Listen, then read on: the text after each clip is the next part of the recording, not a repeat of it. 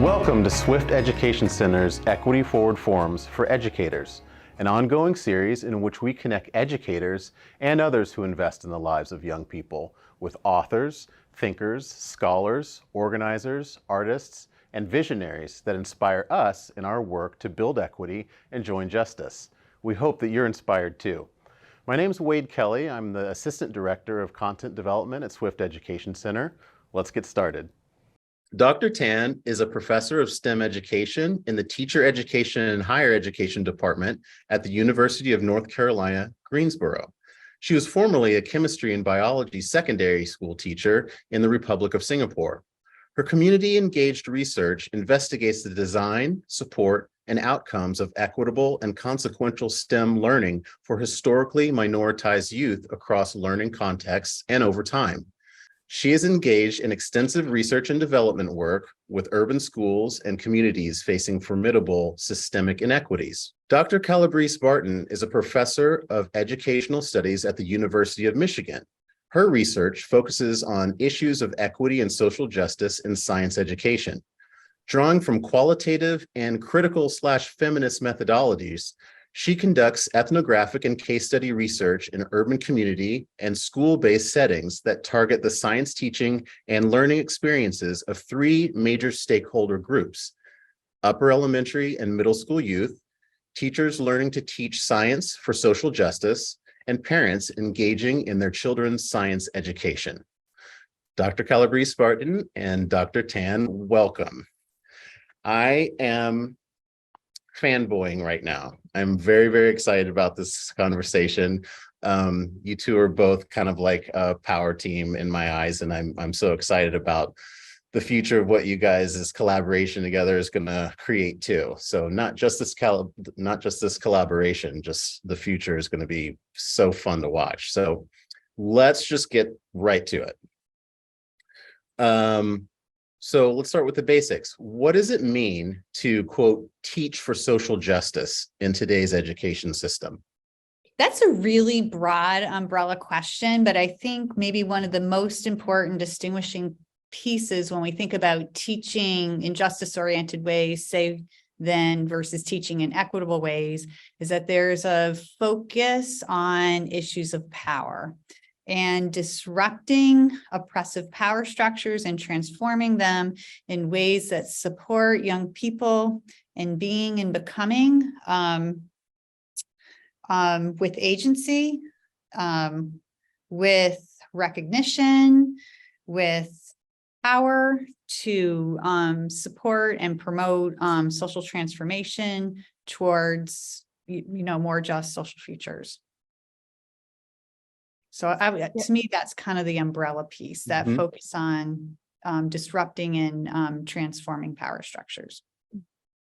I'm going to bring my immigrant lens to this as well. So I think it's something very profound in just identifying and articulating that you're teaching for social justice, because there is the acknowledgement that right now, education is not totally just for many groups of students. And that is a big thing to admit.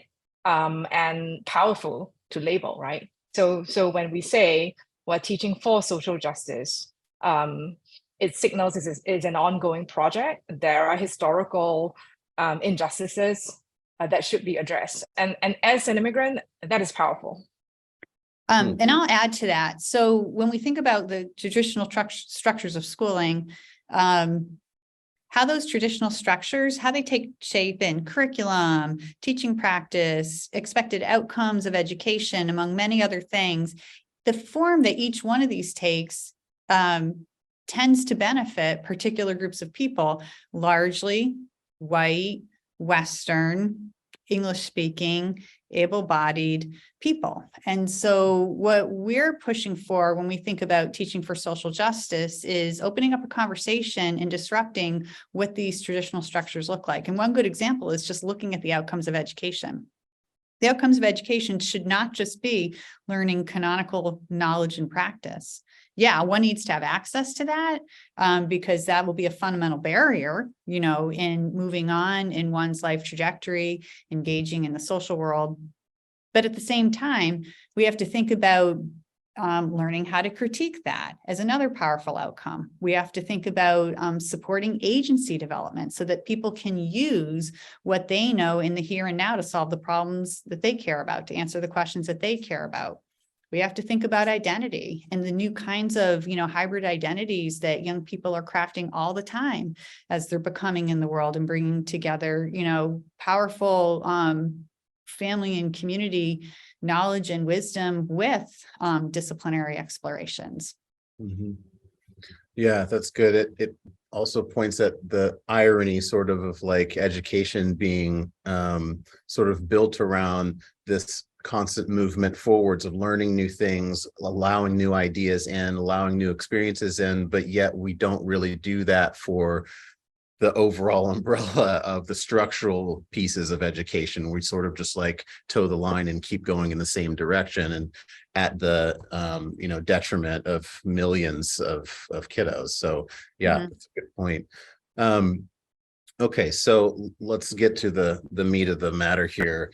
In 2020, you published an essay together entitled Beyond Equity as Inclusion, a Framework of Rightful Presence for Guiding Justice-Oriented Studies in Teaching and Learning, in which you present a framework for advancing justice in the classroom. So in practical terms, how would you summarize this concept of rightful presence? So let me take a first attempt.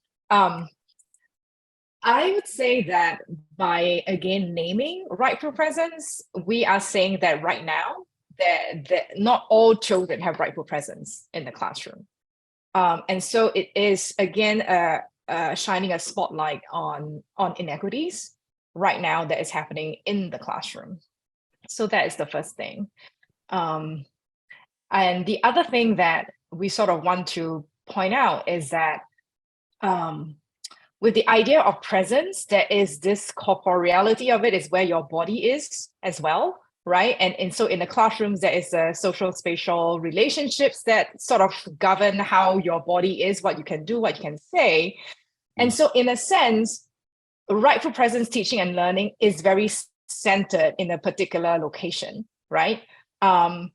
Which to us also pushes the point that the stance that we have that says systemic oppression is systemic because it is historical and enduring, but it is not homogeneous, right? Systemic oppressions operate in very local, mundane ways. Right. And so it is in the mundanity of everyday actions that rightful presence is denied or rightful presence can be offered. Yeah, and so just to build on that, we purposefully use the term rightful presence because we draw on the work from political sociology that focuses on rightful presence. But it really resonated with us because rights are constantly extended and revoked in classroom settings, right? And Edna and I have both been classroom teachers. We continue to teach, in the university, and we want to we want people to be critically thinking about what does it mean to extend a right? Who has the right to extend a right? Who has the power to extend a right? What does that mean? And so beginning to unpeel the layers of that, we can begin to see how those in power extend rights grounded in their own social political systems, right? And so if you're in the context of a science class or English language arts class, mathematics class, that tends to be grounded in the norms of the discipline. Again, in the case of STEM, white, Western, heteropatriarchal ways of knowing and understanding the world. But that's also nested within the context of schooling. And there are ways of expected ways of knowing and being of schooling that also undergird those rights. And so to have a right in classrooms means you have to assimilate or to comply to these knowledge power systems. That's what invisibilizes, that's what takes away that actual presence that Edna's talking about. So you can be there physically, yet not be rightfully present. And so we want to call into question what these rights are, what it means to have them, what it means to disrupt them, what it means to renegotiate them.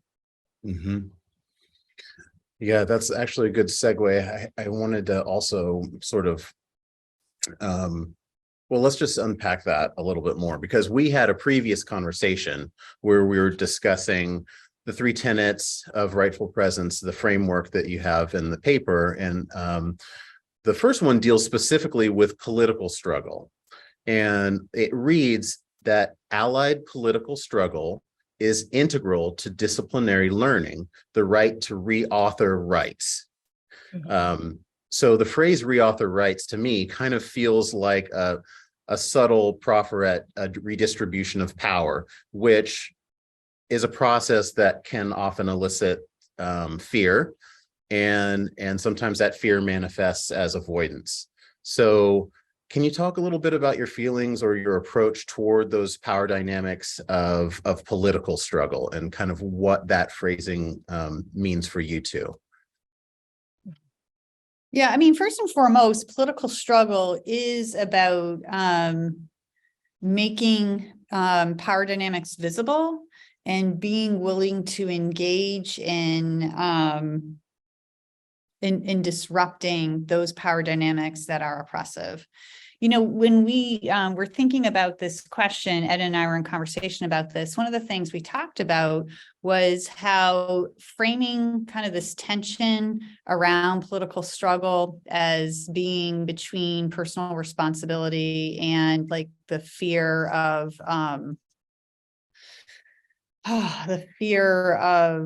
the fear-inducing systemic pressures. We began to think how that framing of it maybe is somewhat misplaced, in the sense that, first, as Edna was saying earlier, that systemic oppressions always and only happen locally through mundane practice. And so there's always this, interarticulation of layers of activity that matter in this work. And so tension's not necessarily the case, especially if oppressions are happening in these mundane ways.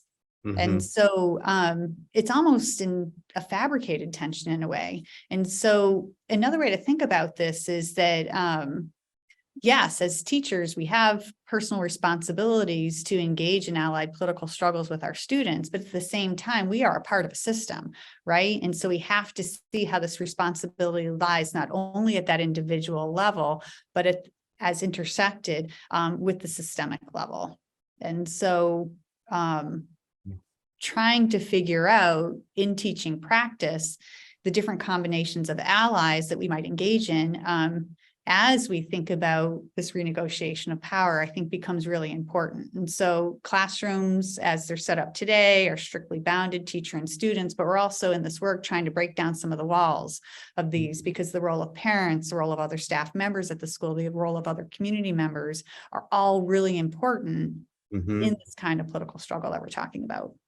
Yeah, that's, I like that you said that, because that also has the connectivity, like in our paradigm, our 10-point paradigm, with like decolonization practice and some of that. It has, this whole idea that there is, that we send these kiddos off, and that we sort of hope that this place that they're going is somehow taking into account the land and the community and the family and the nature, like that's not happening. And so part of, realizing rightful presence also has to be that sort of de-Westernification, if I can just coin a word, de-Westernification of that whole structure. It's the only way that we're going to be able to allow more into the conversation, Yeah. Edna, do you mind if I say one more thing? Because I thinking of sharing the quote from Quentin here, because I think it might be, it's a pseudonym,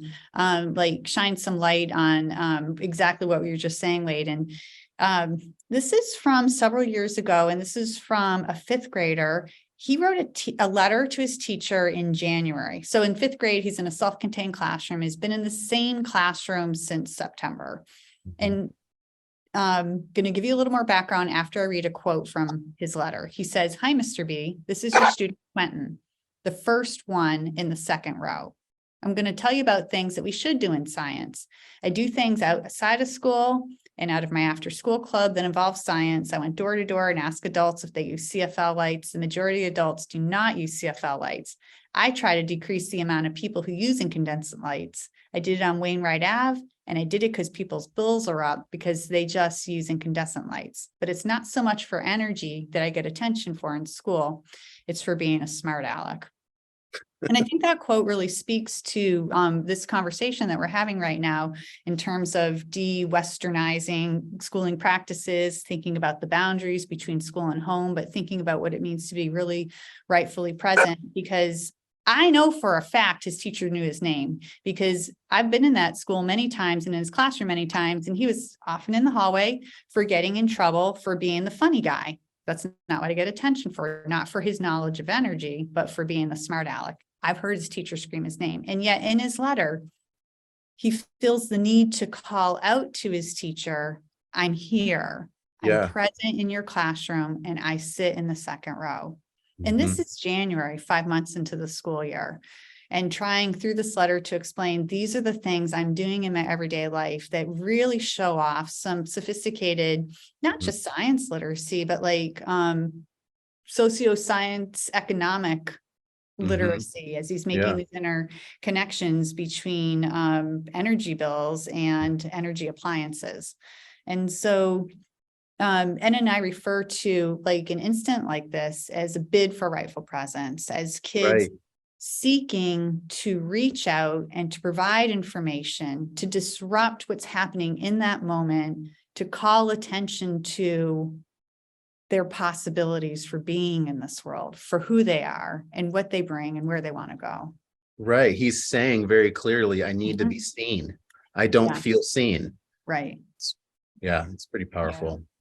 And sometimes the students are also saying where I am in the school outside of your classroom needs to be seen too, right? And my experiences in those spaces that you have no business in because you're the teacher, you don't care about, fights in the stairwell. You don't know that when I go to this building, there are 2 tiers of lockers and it is really a hardship to get the lower one because I had to kneel down to open it. And when I kneel down, I don't know who cuffs me on the head and who kicks me. Right. So there's all these social tensions and bullying that's going on in kids' lives before they go to STEM class that they're trying to navigate. And they bring all that with them into STEM class. Right. And schools need to figure out how to be more porous in how we think about spaces and movement because students travel. And that is the entire experience. So the other thing that we've learned as well is how, even as we have termed these tenets, this may sound a little bit intimidating, like allied political struggle could sound dramatic. A lot of times the allied political struggle is terribly mundane, right? And really it resides in practices in the school that can easily be a little bit tweaked. So the other point that we want to make as researchers is that we put ourselves in the spaces, right? With the students and with the teachers, we are in the school the entire day when we're trying to enact a curriculum that is rightful presence supporting. And so for example, one case, we had girls who were trying to figure out how to extend the doors of their bathroom cubicles because that was identified in the community service as a source of stress. The girls were all not going to the restroom because of a lack of privacy. The teacher is a male teacher, and of course he doesn't know what is going on in the girls' bathroom in a 6th grade corridor. And the girls say that we need to go and do the measurements of the door so that you can see. We need to enact how we fold our bodies, right, from going into the cubicle so that you don't see any part of me if you're standing in the doorway. Now, the male teacher is not going to do that, right? And he also says, I can't let you go during science class because the school rule says you need a chaperone. Now, because Angie and I are in the classroom all the time, we are female, we're like, we will go with them. And that led to a really empowering project that made visible, the literal structural flaws of cubicle doors built in the 1950s. That is allied political struggle. It is not dramatic. It is very mundane. Yeah. Oh, that's so great. That's such a great example. I know right now that the people who are going to download this or watch this or whatever are going to hear that, and there's going to be some light bulbs that go on. That connection that you just made with allying yourselves in the political struggle at the just one-to-one mundane interpersonal communication connected this level is part of what exposes and makes visible the structural issues. It's sort of, you got to start in this tiny little nucleus, and then it starts to bloom and you start to see the things that were previously invisible. Yeah, That's fantastic. And on that point, one of the strategies that we have co-developed with teachers in Michigan and North Carolina, and this is over years within the context of STEM education, is an approach that we call pedagogies of community ethnography, because we've been really trying to find ways to authentically make visible both the systemic oppressions that happen in these mundane ways, but also the possibilities for social transformation. So even going back to the example that Edna just gave, Edna mentioned a community survey, sort of in passing. But in that classroom, and as part of the unit that we co-constructed with teachers, as part of the engineering design cycle, kids co-construct surveys, and this is a unit on engineering for sustainable communities, that they design questions that they want to get information about what makes your communities happy, healthy, and just. What are the barriers to that? And they gather that information from their classroom peers, their school peers, their families, community members, and then they begin to analyze that. And so what is really powerful about this, it's gives the students a chance to, well, they get to quantify, but they also get to make visible and give texture to some of the experiences that they could come in telling a story about, but then it's just a story, right? So if you experience bathroom bullying, you can come in and tell that story, but then if you can begin to show it, like through the survey and then through structured observation, then you have like that scientific data to work with that legitimizes your concern, but also moves it from the individual to the systemic, right? And so it's not that, again, located within the individual, it's located in the system. And then in this engineering unit, it becomes a problem that you then try to solve through engineering design. And so there are ways that teachers have taken pedagogies of community ethnography and integrated them through different units as a way to make visible systemic injustices. And we've worked with teachers who are pre-service teachers with this approach through veteran teachers of 30 plus years. And a really powerful moment for me as a teacher and a researcher was sitting down with a 6th grade teacher who'd been teaching for 33 years and was going to retire in a year. And she knew that students barged in on each other in the classroom bathroom. It's kind of a strange setup. It was 6th grade and each classroom had its own individual bathroom rather than bathrooms down the hall. And we can discuss that at another time because that's really hard for kids going through puberty, I would think. But that's how the school is set up. And by, school proclamation, by school rule, the bathrooms didn't lock. And so they had this practice where you're supposed to knock on the door, listen carefully, and if you don't hear somebody, slowly open to make sure you're not barging in. But she knew that kids were barging in, and she just thought, kids were didn't happen too often, and kids were being a little cruel at times, but it was a manageable problem. Through pedagogies of community ethnography, the kids were able to document, not only does this happen daily, but it was targeting boys of color. And then they also had documentation through their observations and interviews they were doing that there were some boys who were holding it, wouldn't pee all day long. And so now this is not just an issue of bullying. We now have a health issue. Right. And one of the groups in that classroom came up with the most amazing engineering design to solve the problem, which was to put a solar panel up next to the bathroom light, run the copper tape, which serves as wire, out to the outside into the classroom with 3 lights, so that when a kid went in there and shut the door, turned on the light, it activated the solar panel, so the LED lights would light up. So somebody was in there. They called it the occupied. But in discussing this at a meeting after school, she just broke down crying because she's like, I always thought it was just a small problem. I never realized that it was a racialized issue. I never realized it was so systemic. And so there's this vulnerability that we have to have as teachers, as researchers, as adult members engaged in allied political struggle to say, to acknowledge how our privilege has prevented us from seeing how various oppressions impact our students, especially minoritized students, and to take some, now I'm going to reference personal responsibility, but to take some responsibility to say that we can now work on this together to try to restructure what's happening in this space. So it is acknowledging and naming the problem, and then moving on together to try to solve it. Yeah, one of the things I really like about that story is that the vulnerability that you're talking about is part of what makes that work is the recentering of the kids' lives. You know, it's like these stories that you're telling are essentially these moments of, well, what is it really like for you? You know, like instead of telling you what I think it's like or what, you know, dictating what this solution is, tell me what it's really like for you.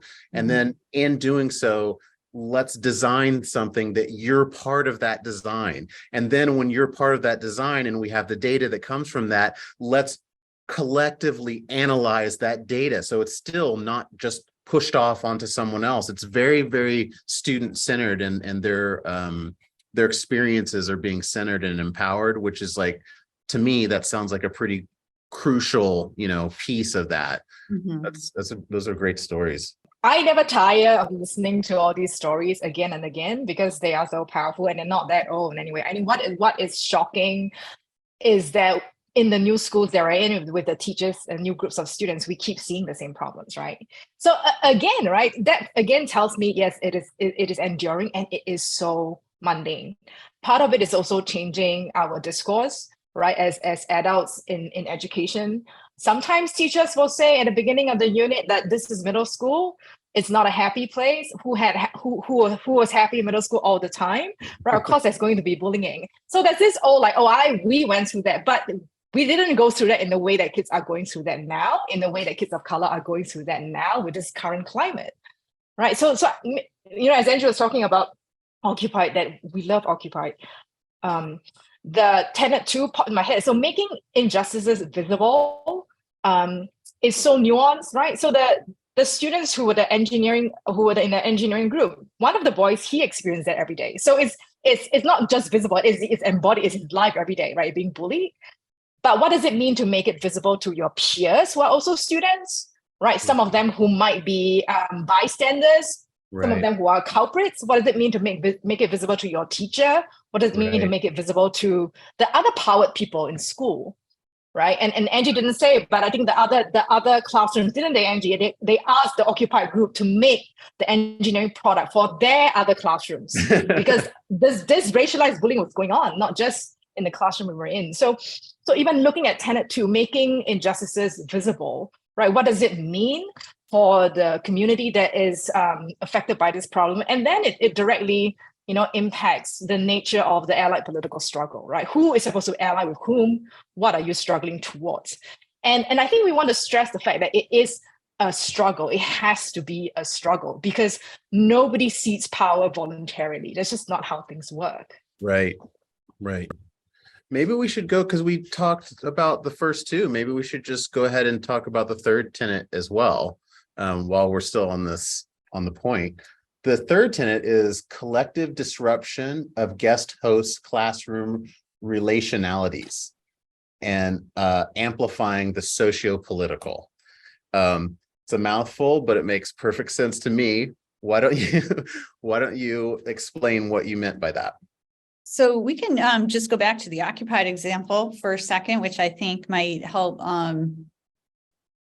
unpack that one a little bit. So when we talk about that shared burden, that shared responsibility, here we have a case where through their data, youth were making a bid for Rightful Presence in relation to the racialized forms of bathroom bullying.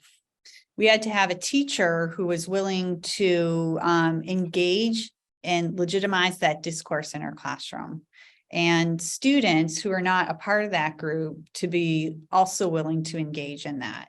And so the kind of, I'll call it like pausing for discussion. We often call it pausing for justice, that this teacher did to stop and then have a conversation, bringing all the groups together around, let's look at this project and what's happening, is an example of saying to her classroom, this is this group's project, but we all need to be thinking about it. We all need to be talking about it.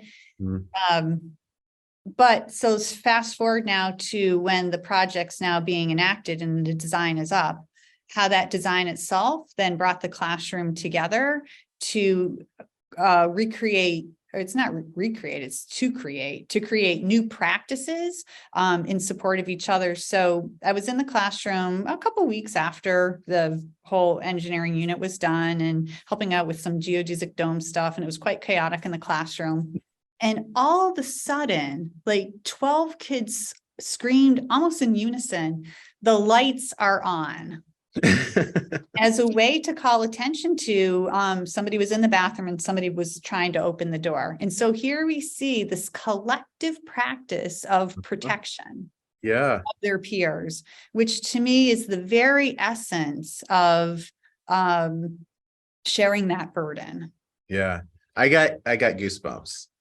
Like, what a moment for the people, you know, like obviously as a brown kid, like I'm thinking of myself as a little brown kid and having that experience and having a classroom unanimously advocate for my privacy, you know, for my like place in the classroom. Like that would be an amazing moment.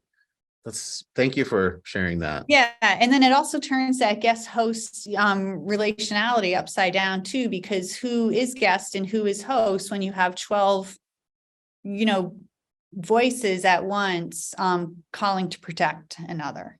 Right. Yeah. Good point. Yeah. And I think that a lot of times, at least for the teachers that we work with, you know, when they see the outcome of sharing power, they actually feel a sense of relief and freedom, because they're like, oh, good, right? This is now and I don't have to have eyes on every single thing, right? Right. And that is very stress inducing for them, and it actually releases stress for the teachers, and they are more convinced that this is good for this power sharing is really good for the well-being and this new culture that we're trying to build in the classroom. That's so great. That story also reminds me of, we have another point in our paradigm that's called concentric systems of engagement, and it basically is, you know, talking about relating to each other. You know, we're talking about systemically, but in this conversation, relating to each other the way that we would if it was more familial, if it was more that we have a kinship with each other, and introducing that sort of family dynamic, that sort of family idea of like, how can we take care of each other?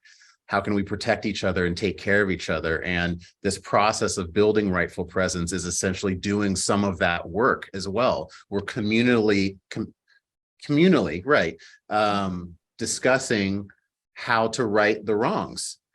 And that I think the beautiful thing about that is that the task of doing that, you can sink yourself into that task rather than making it an academic endeavor where you're trying to piece through all of these difficult ideas and how are we going to like make all these tiny parts move together, and what is political struggle and what is it like. You don't even have to go into all of that stuff. You just sink yourself into this task, this project that was derived out of personal struggles, personal oppressions, personal stories and narratives. So I love that. Love it. I wanted to say that one of the arguments in the essay, one of the arguments that undergirds the entire thing is this idea that inclusion, as in like DEI or diversity, equity, inclusion, this idea that inclusion as a tool to promote justice in education is just not sufficient. And it's not only not sufficient, it's potentially problematic.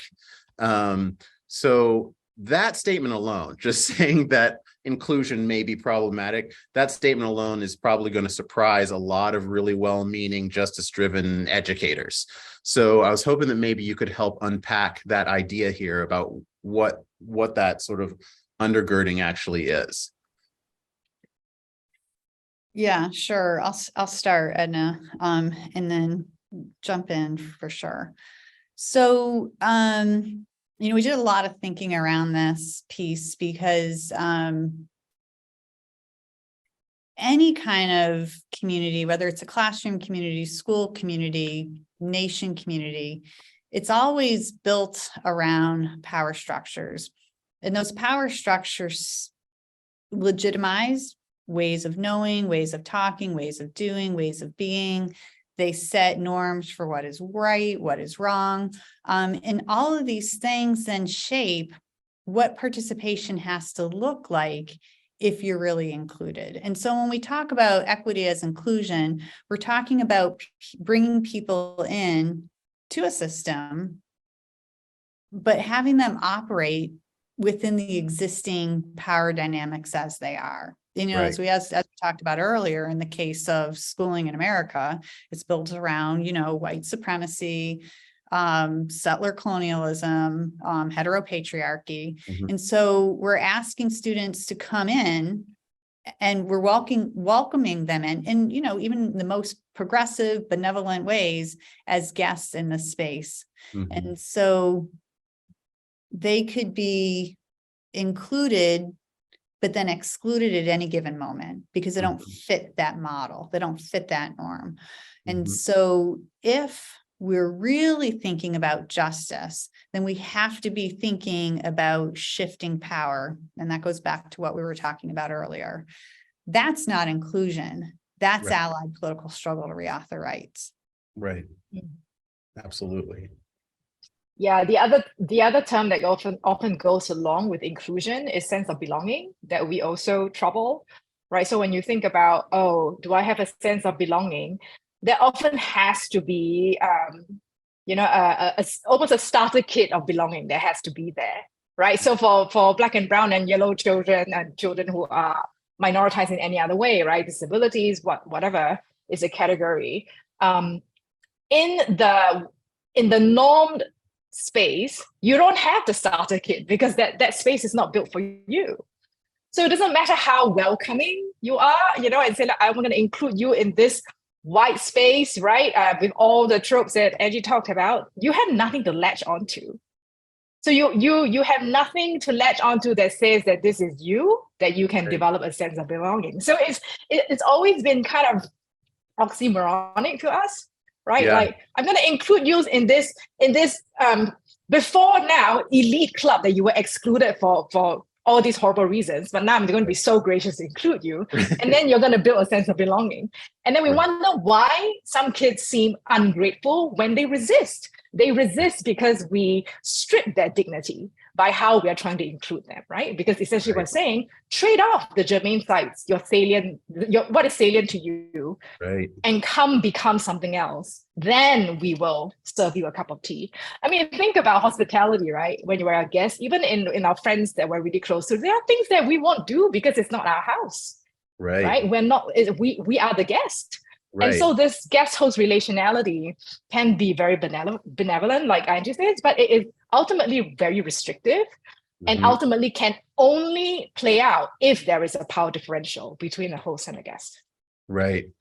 And I'll just add to what Edna's saying, like the social spatiality of the spaces that we're inviting young people into matters as well, right? So it's not just what we're teaching or how we're teaching it, but literally how we're physically configured together in these spaces, in the construction of these spaces, that matters so much to whether one is rightfully present or not. I have the good fortune of working with our science center, science museum here in the city where I live. And the director of learning and innovation started a youth action council, and she worked with them on reclaiming the science center so that she, as a woman of color, and the youth and the youth action council could be more rightfully present in the space. And they began literally by critiquing how the rooms were named, what kind of signage was available, whose lives and whose stories were told. And I think maybe one of the most powerful transformations was the series of mirrors the kids put up on the stairwell, where kids could look in to see themselves on the walls, of the Science Center. That's It's great. incredibly creative. They did other amazing things too. But really just, we have to look at all the pieces of the system and begin to question them. I really appreciate you both for spending some time with us. Thank you so much. And I hope that we can keep in touch and touch base from time to time and see if there's anything that we can do for you or anything that you want to do with us. Thank you for watching this Equity Forward Forum for Educators. Please follow Swift Education Center on social media and visit swiftschools.org for more information on who we are and what we do. Until next time, lead with love and center the kiddos.